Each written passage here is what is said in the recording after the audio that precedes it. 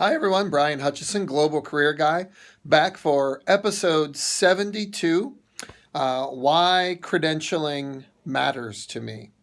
And so I just got back from the Career Practitioner Institute of NCDA in Portland, Oregon, and got to work quite a bit with NCDA's Credentialing Commission there. And from my position that I've taken with my personal brand as Global Career Guy, I'm able to witness, I think, the expansive landscape of career services practice. And so I get to work with, witness, observe career coaches from around the world, career counselors from around the world, vocational psychologists from around the world, career consultants, global career development facilitators, human resources professionals, workforce education professionals, guidance professionals, school counselors, and so many others in the work that they do. And the common point for me in this field is the act of career intervention. And so as a global career practitioner, I'm really focused on career intervention as the entry point to the community of career services professionals that I'm creating. And so to the point of this post is why do I think credentialing matters? If we're honest, it's a bit of the wild, wild west out there. If you take a look at the book that I just was author and editor of, International Career Services Practices vary greatly from country to country, region to region, municipality to municipality even. Okay, and so we see great variation across the global career services professional spectrum.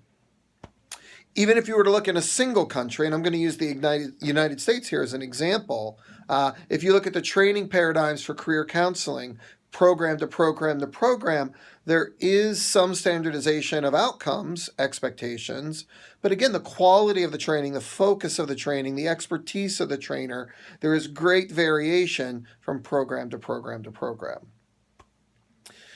Additionally, we look at career coaching as another example. I don't even know the number of career coaching or life coaching credentialing systems that are out there. I know in the United States, I think the International Coaching Federation is the largest one. I think they have about 53,000 members. And so there we have a standardization of a training program.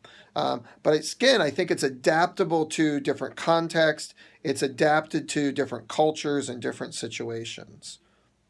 And so out of this sort of Wild West, as we say in the United States, out of sort of this chaos that is created as we think about providing career development interventions. And by interventions, I mean coaching, counseling, consulting, assessment, workshopping, whatever it is. How do we know? How do we know not only that the quality of career services is high and hopefully getting better, but how do I know about my own career services? Because the reality is that most of my practice is done with clients.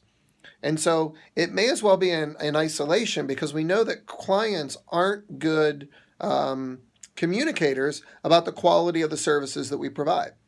And so if I'm providing career coaching is very sort of point attractor from chaos theory, again, oriented, where it's about goal setting and taking incremental steps to reach that goal. In my counseling practice, there's an infusion of so many other phenomena, maybe mental health problems, relationship problems, all of that becomes grist of the career counseling mill.